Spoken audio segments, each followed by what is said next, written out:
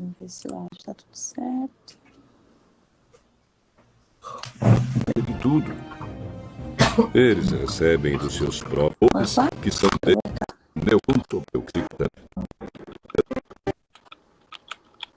firme a nossa vida, tira do templo do céu e entra no lugar santíssimo.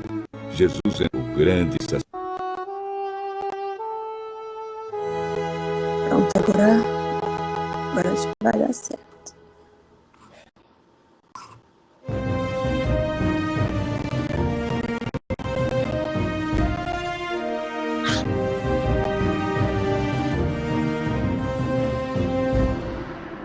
Hebreus, capítulo 7. Esse Melquisedeque era rei da cidade de Salém e sacerdote do Deus Altíssimo. Quando Abraão estava voltando da batalha em que matou os reis, Melquisedeque foi ao encontro dele e o abençoou. Abraão lhe deu a 10ª parte de tudo que ele havia tomado dos inimigos na batalha. O nome de Melquisedeque quer dizer, primeiramente, Rei da Justiça. E porque ele era rei de Salém, o seu nome também quer dizer Rei da Paz. Não se conhece o pai, nem a mãe, nem qualquer antepassado de Melquisedeque. E também não se sabe nada sobre o seu nascimento ou sobre a sua morte. Por ser como filho de Deus, ele continua sacerdote para sempre. Vejam como Melquisedeque era grande. Abraão, o patriarca, lhe deu a 10ª parte de tudo que havia tomado dos inimigos na batalha. Conforme a lei de Moisés, os sacerdotes, que são descendentes de Levi, têm a obrigação de receber do povo a 10ª parte de tudo. Eles recebem dos seus próprios patrícios, embora estes também sejam descendentes de Abraão. Melquisedeque não era descendente de Levi, mas recebeu a 10ª parte daquilo que Abraão havia tomado na batalha e o abençoou. Sim, abençoou o próprio Abraão, que havia recebido as promessas de Deus. Não há dúvida de que aquele que abençoa é mais importante do que aquele que é abençoado. No caso dos sacerdotes, a 10ª parte é recebida por homens que um dia vão morrer. Mas, no caso de Melquisedeque, como dizem as Escrituras Sagradas, a 10ª parte foi recebida por alguém que continua vivo. Portanto, quando Abraão pagou a 10ª parte, Levi, cujos descendentes recebem a 10ª parte, também pagou. Pois Levi não tinha nascido e, por assim dizer, ainda estava no corpo do seu antepassado Abraão quando este se encontrou com Melquisedeque. A lei que o povo de Israel recebeu se baseava no sacerdócio dos levitas. Ora, se o trabalho dos sacerdotes levitas tivesse sido perfeito, não haveria necessidade de aparecer outro tipo de sacerdote da ordem do sacerdócio de Melquisedeque e não da ordem de Arão. Pois quando se muda o sacerdócio, a lei também precisa ser mudada. E o nosso Senhor Jesus, a respeito de quem são ditas essas coisas, pertencia a outra tribo. E nenhum membro dessa tribo jamais serviu como sacerdote. É sabido que, por nascimento, Jesus, o nosso Senhor, pertencia à tribo de Judá. E Moisés não disse nada dessa tribo quando falou a respeito de sacerdotes. E tudo isso se torna bem mais claro, pois surgiu um sacerdote diferente, parecido com Melquisedeque. Ele não foi feito sacerdote pelas leis ou regras humanas, porém se tornou sacerdote por meio do poder de uma vida que não tem fim. Porque as Escrituras Sagradas dizem: você será sacerdote para sempre na ordem do sacerdócio de Melquisedeque. Assim a regra antiga foi anulada porque era fraca e inútil, pois a lei não podia aperfeiçoar nada. Mas agora, Deus nos deu uma esperança melhor, por meio da qual chegamos perto dele. Além disso, há o juramento de Deus. Não houve juramento quando os outros se tornaram sacerdotes. Porém, houve juramento quando Jesus se tornou sacerdote, pois Deus lhe disse: o Senhor jurou e não voltará atrás. Ele disse: você será sacerdote para sempre. Portanto, essa diferença também faz com que Jesus seja a garantia de uma aliança melhor. Há ainda outra diferença. Os outros sacerdotes foram muitos porque morriam e não podiam continuar o seu trabalho. Mas Jesus vive para sempre e o seu sacerdócio não passa para ninguém. E por isso ele pode, hoje e sempre, salvar as pessoas que vão a Deus por meio dele, porque Jesus vive para sempre a fim de pedir a Deus em favor delas. Por isso Jesus é o grande sacerdote de que necessitamos. Ele é perfeito e não tem nenhum pecado ou falha. Ele foi separado dos pecadores e elevado acima dos céus. Ele não é como os outros grandes sacerdotes. Não precisa oferecer sacrifícios todos os dias, primeiro pelos seus próprios pecados e depois pelos pecados do povo. Ele ofereceu um sacrifício uma vez por todas, quando se ofereceu a si mesmo. A lei de Moisés escolheu homens que são imperfeitos para serem grandes sacerdotes. Mas, pela promessa feita com juramento, a qual veio depois da lei de Moisés, Deus escolhe o Filho que se tornou perfeito para sempre.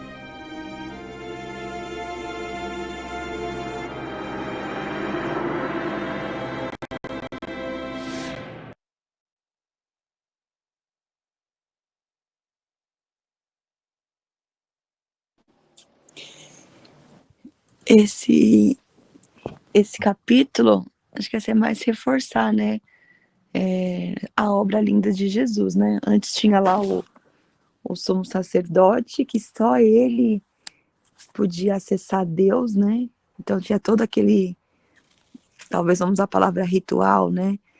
Ele tinha que ir lá fazer pagar os pecados dele e de todo o povo, né? Olha a carga que eles levavam, né? De ter que se purificar e tudo mais.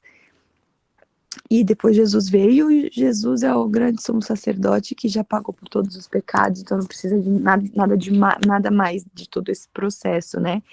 E aqui ele fala, né, que toda a linhagem dos sumos sacerdotes eram de Arão, né?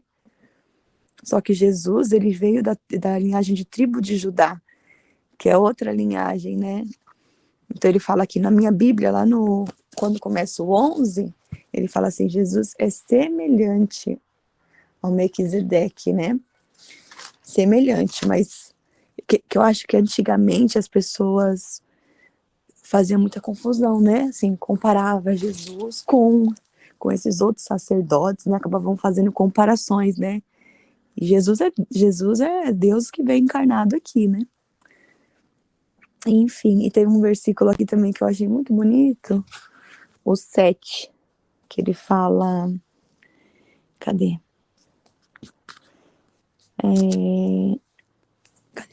Sem dúvida alguma, o inferior é abençoado pelo superior. Na versão aqui que ele fala no áudio, é uma versão um pouquinho diferente, né? Mas achei esse versículo também bem, bem bonito. Ô, Mayara, esse estudo de Melquisedeque, ele realmente ele é relacionado a Jesus Cristo mesmo, né? Aplicado a Jesus, né? E Aí ele nos fala quem foi Melquisedeque, né? Que foi um sacerdote, ele foi sem pai, sem mãe, né? Na palavra está falando que ele não tinha genealogia, né? Ele era sem princípios de dias, nem de fim de vida. Ele era semelhante ao Filho de Deus, entendeu? Então ele era semelhante a Jesus. Então, dessa forma, essa figura sacerdotal de Melquisedeque, ela é aplicada a Jesus. E isso ocorre porque a lei sacerdotal, ela colocava apenas os filhos de Levi como herdeiros do sacerdócio. Não sei se vocês lembram, se você leu lá no início lá, quando o povo quando Jacó, né, teve os filhos dele, foram 12 tribos, né, que a linhagem de Jacó, são 12 tribos. E uma das tribos dele é de Levi, de Judá. Os filhos de Jacó são as tribos de Israel. Então, os filhos de Levi, eles eram herdeiros do sacerdócio. Eram eles que eram sacerdotes. Eram eles que iam até o templo, que buscavam a Deus, né? Era através deles que Deus se manifestava. Mas, no entanto, Jesus, né? O Filho de Deus, ele é descendente da tribo de Judá. Então, Deus veio para poder quebrar um pouco, né? Eu creio, assim, que os filhos de Levi, eles eram sacerdotes. Só que tem uma passagem na Bíblia que teve os filhos de Levi, eles estavam, tipo, fazendo coisas que não estavam agradando a Deus, entendeu? Então, assim, acho que Deus falou assim, não, então o descendente, né? O que vai tirar o pecado do mundo não vai vir da tribo de Levi, vai vir da tribo de Judá. Então, esse Hebreus aí, ele continua mostrando como e por que o sacerdote de Jesus, né, segundo a linhagem de Melquisedeque, é superior a de Levi. Então, Jesus Cristo, ele foi nomeado pelo próprio Deus como sacerdote de uma aliança superior, né, perfeito e único para todos sempre. Então, aqui a primeira parte aqui primeira parte do 7 aqui está falando quem foi Melquisedeque, né? A segunda parte está falando do 7, do 5 a 11, está falando que Melquisedeque ele é superior a Levi.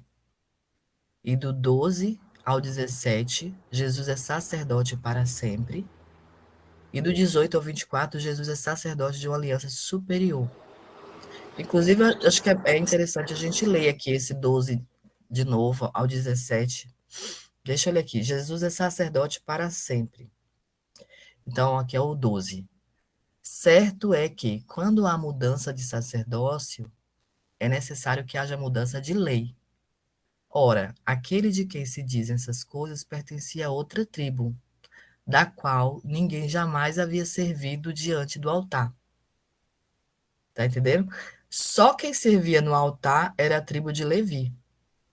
Então, Jesus veio da tribo de Judá.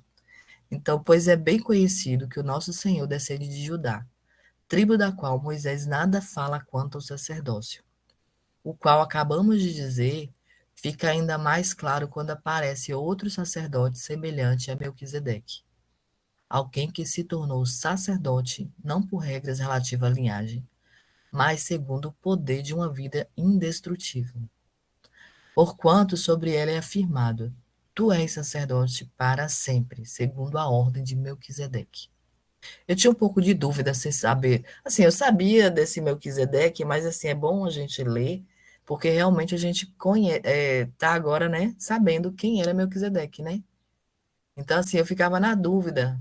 Às vezes, quando os pastores falavam da linhagem de Melquisedeque e tal, eu ficava assim, não sabia a fundo quem era Melquisedeque. Mas agora a gente sabe. E aqui no 18 também fala que Jesus ele é sacerdote de uma aliança superior, né? A ordenança anterior ela é revogada porque era fraca e inútil, pois a lei não havia aperfeiçoado coisa alguma, sendo introduzida uma esperança superior pela qual nos aproximamos de Deus. Então, isso não aconteceu sem juramento. Outros se tornaram sacerdotes sem qualquer juramento. Mas ele se tornou sacerdote com juramento, quando Deus lhe disse: O Senhor jurou e não se arrependerá. Tu és sacerdote para sempre. Então, no 22 fala que Jesus tornou-se por si mesmo a garantia de uma aliança superior.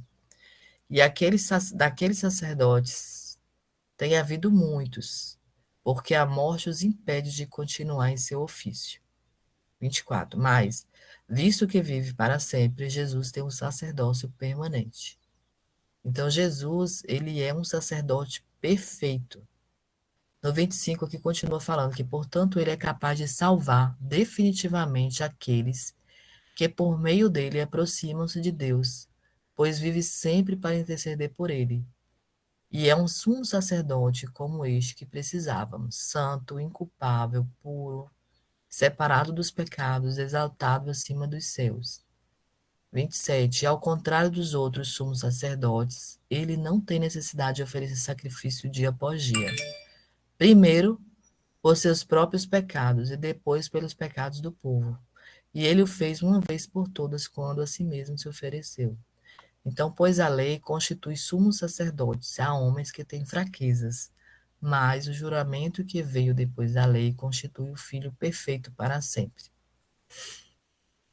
Amém? Então, assim, foi um estudo, assim, esse 7 veio falar, né? Primeiro, quem foi Melquisedeque, que a gente ficou sabendo agora. Melquisedeque é superior a Levi. Jesus, ele é sacerdote para sempre. Jesus é sacerdote de uma aliança superior e Jesus é um sacerdote perfeito. Ele não é, né? Ele não veio de uma tribo. Ele não veio assim da tribo de Levi para não ficar na lei sacerdotal, na lei de Moisés, entendeu? Então Deus trouxe ele através da tribo de Judá para que ele fosse único, perfeito, né, para todo sempre. E para que nada viesse a culpá-lo, né, tipo assim, por causa da lei, né? Então, esse juramento que a lei constitui os sumos sacerdotes e homens com fraquezas, mas o juramento que veio depois da lei constitui o Filho perfeito para sempre. Amém? Mais alguém queira? Amém. Eu aqui não, muito bom, ótimo, ficou bem explicadinho, bem claro. E depois, quando a gente for ler Gênesis também, que eu sei que em Gênesis fala também, vai citar bastante sobre Melquisedeque, né? Então vai ser legal que a gente vai juntando as coisas, né? Então vamos pro próximo, alguém quer falar alguma coisa? Vamos. Acho que não, né? Então bora.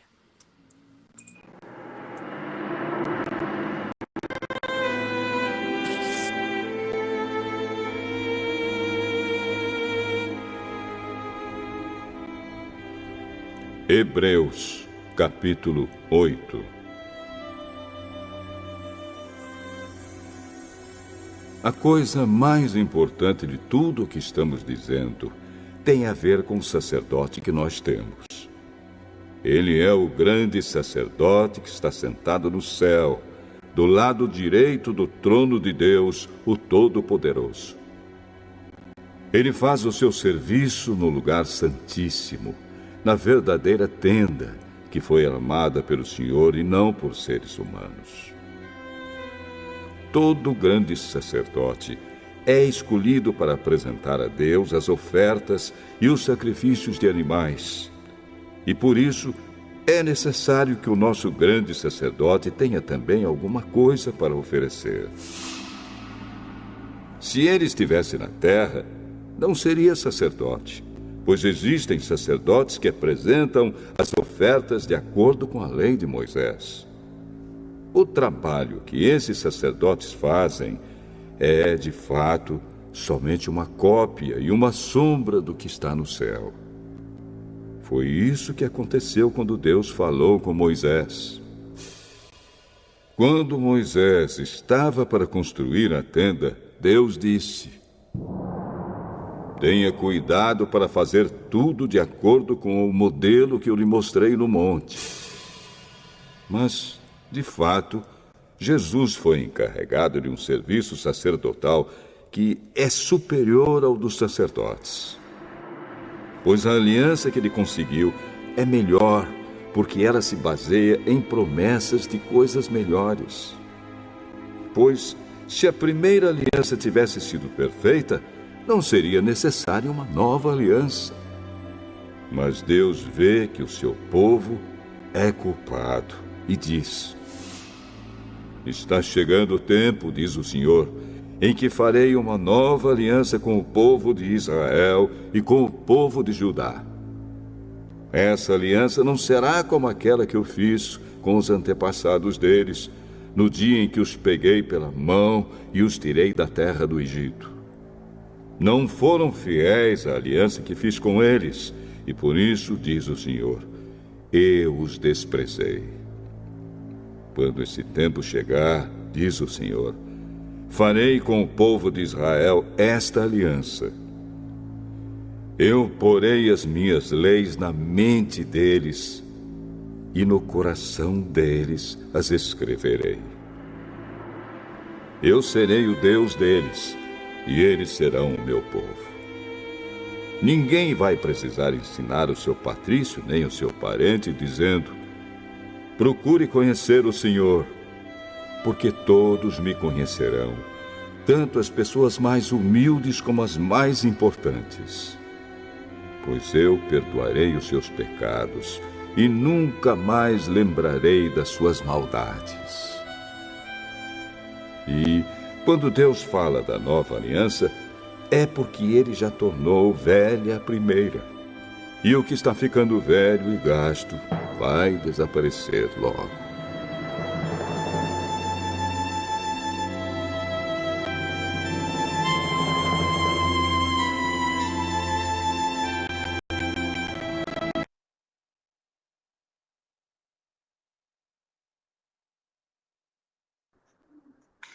Esse aqui vem muito, esse aqui tá super complementando o 7, né? Acho que nem tem tanta. Você tem alguma coisa para comentar, Flavinha? Mas aqui Foi bem reforçar explicado, né? Mas vou explicar aqui, que eu tô com isso tudo aqui na mão. legal. Tá falando aqui da antiga e da nova aliança, né? Tá falando da nova aliança. Então... E ele também tá falando a questão de como é que eu vou falar? Foi implantada, né, a antiga aliança, e essa antiga aliança ela deixou de ser utilizada. E aí ele está falando sobre a diferença também entre uma e outra, do que ela diz, né? O que diz sobre a nova aliança é superior à antiga, né? E a nova aliança ela não será mais escrita em tábuas de pedras, em couro ou mesmo em papel. O Senhor escreverá nas tábuas dos corações do seu povo através do Espírito Santo. Ou seja, já não é mais escrita, é o Espírito Santo que está em você, que está em nós, né? Que vai escrever. Já não vai ser mais escrito, vai ser escrito em nossos corações. E aí ele fala: Jesus está à direita do trono de Deus. E lá no capítulo 8, 9, deixa eu ver bem aqui do capítulo 8, o 6 ao 9, ele deixa bem claro aqui. Deixa eu ver, 6 ao 8, cadê? Ele fala: mas Deus vê o seu povo, é culpado, diz, está chegando o tempo, e diz o Senhor, em que farei uma nova aliança com o povo de Israel e com o povo de Judá. Essa aliança ela não será como aquela que o diz com os antepassados deles, no dia em que peguei pela mão. Eu tirarei da terra do Egito, e não foram fiéis à aliança, eu fiz com eles, e por isso, diz o Senhor, eu desprezei. Quando esse tempo chegar, diz o Senhor, farei com o povo de Israel esta aliança, e porei as minhas leis na mente deles, e no coração deles escreverei, e serei o Deus deles. E eles serão o meu povo, e ninguém vai precisar ensinar o seu patrício e nem o seu parente, dizendo: procure conhecer o Senhor, porque todos me conhecerão, todas as pessoas mais humildes, com as mais importantes, pois eu perdoarei os seus pecados e nunca mais lembrarei das suas maldades. É lindo demais, Deus é maravilhoso. E ele fala, né, dessa nova aliança que literalmente vai ser escrita no coração de cada um, através do Espírito Santo de Deus. É lindo, lindo, lindo mesmo. E aí, a nova aliança agora é o quê? Jesus pagou por todos os nossos pecados e a gente tem acesso ao Espírito Santo, né? Então não precisa mais de um sumo sacerdote para conseguir pagar pelo pecado de todo mundo. Todos nós temos acesso, né? A E Deus não a qualquer precisamos momento. terceirizar, né, Mayara, também? Essa Para questão de terceirizar, terceirizar. exatamente. Terceirizar, E nós assim, temos acesso. e na época ali de Jesus, né, tinha lá os seus discípulos, pessoas que estavam próximos dele, que aprendiam os ensinamentos e tudo. E aí você tinha que, né, ir atrás dele ali para quando ele fazia lá os discursos, as pregações dele em multidão. E agora não, né? Agora a gente tem o Espírito Santo, que é o nosso consolador, nosso amigo, nosso conselheiro, e que a gente pode ter acesso o tempo inteiro, né? O tempo inteiro. É só a gente querer, né? Estar sensível para ouvir assim a sua voz, sentir a sua presença, mas todos nós temos a mesma possibilidade igual, né? Amém. Aqui no 11 também fala que ninguém mais ensinará ao seu próximo, nem o seu irmão, dizendo: Conheça o Senhor, porque todos eles me conhecerão, desde o menor até o maior. Então, a palavra de Deus fala que quando Jesus está próximo, né? A palavra, sempre fala, Jesus está próximo, a vinda do Senhor está próxima. Em algum lugar está falando que diz que ele só vem quando toda criatura conhecer o Evangelho, entendeu? Então é toda criatura, por isso que nós temos, né, essa missão, né, de passar o Evangelho para outras pessoas, porque Jesus só vai voltar quando todos conhecerem o Evangelho. E aqui está falando, né? Ninguém mais ensinará ao seu próximo nem ao seu irmão dizendo conheço o Senhor, porque todos eles me conhecerão, desde o menor até o maior. E porque eu lhes perdoarei a maldade, não me lembrarei mais dos seus pecados. Então, essa nova aliança, chamando nova esta aliança, ele tornou antiquada a primeira, e o que se torna antiquado e envelhecido está a ponto de desaparecer. Então, assim, o que é a nova aliança, né? É superior, né? A nova aliança é superior. Por quê? Porque nós temos um sumo sacerdote, nós temos livre acesso ao Pai, nós temos livre acesso e nós temos também como falar para outras pessoas, né? Sabendo que Jesus, ele só vem quando todo olho, ontem mesmo o pastor estava falando que todo joelho se dobrará, né? Todo olho verá, todo joelho se dobrará. Toda pessoa terá que conhecer o evangelho. Nem que ela não aceite, né? Mas ela tem que saber, ela tem que conhecer o evangelho para que Jesus volte. Vamos continuar ou vamos? Já é 6h51. Será que vai dar tempo? Deixa eu ver. Querem colocar pra gente dar uma aceleradinha aqui? Vocês que sabem. Eu acho que por mim Esse poderia. 10 é bem grandinho, viu? Melhor deixar para amanhã. 9? Deixa para amanhã, porque a gente fazer rápido, a gente acaba não concentrando no que a palavra está falando. Verdade. Olha aqui aí, a gente não quer fazer rápido, a gente quer fazer bem feito. a gente quer entender, aprender. né? Uhum. Então fica o 10 para amanhã. O 9, né? O 10, Fizemos o né? 7 e o 8, amanhã vamos pro 9. Não, moça, 10, não? Não é? 9. A gente fez o 7. E o 8, Demos amanhã o 8 agora, amanhã 9. É amanhã 9, isso. Então fechou. Ora aí, Maria, para terminar. Tá. Pai amado, Pai querido, Pai, obrigada, Senhor, por esse momento de oração, Senhor. Esse momento, Pai, buscando a Tua palavra, Jesus. Obrigada, Pai, obrigada porque Tu és bom, Pai. Obrigada pelas Tuas obras, Pai. Obrigada, Jesus, nós ficamos maravilhados com Tuas obras, Senhor, em nossa vida, Pai. Tu és santo, Pai. Pai, Tu escolheste e tem sustentado, Pai, a nossa vida, Pai. Pai, Tu criaste, Pai, um caminho, Pai, para que nós pudéssemos, Pai, conhecer Tu, Pai, pessoalmente, Jesus. Pai, que nós pudéssemos, Pai, literalmente, Pai, entender, Pai, que Tu és o nosso único, suficiente Salvador, Pai, que nós possamos entender, Pai, esse verdadeiro amor, que nós possamos entender e sentir esse verdadeiro amor, Pai. Obrigada, Pai, pelas Tuas maravilhas, Pai. Obrigada, Pai, por tudo que Tu tens feito sobre nossa vida, sobre nossa casa, sobre nossa família, Jesus. Obrigada, Pai, pelas Tuas obras, Pai. Obrigada por tudo, Senhor. Então, Jesus, diante da Tua presença, Senhor, nós nos apresentamos, Pai. Nós nos apresentamos como estamos hoje, Pai. Independente, Pai, como está o nosso coração, se está aflito, se está passando por algum problema, que seja financeiro, que seja familiar, que seja qualquer problema, Pai, que seja uma depressão, que seja medo, que seja ansiedade, Jesus. Nós te entregamos esse fardo a Ti, Senhor. Nessa manhã nós te entregamos esse fardo a Ti, Jesus. Nós te colocamos a nossa vida, nós te colocamos a nossa casa, nós te colocamos tudo que temos diante de Ti, Jesus.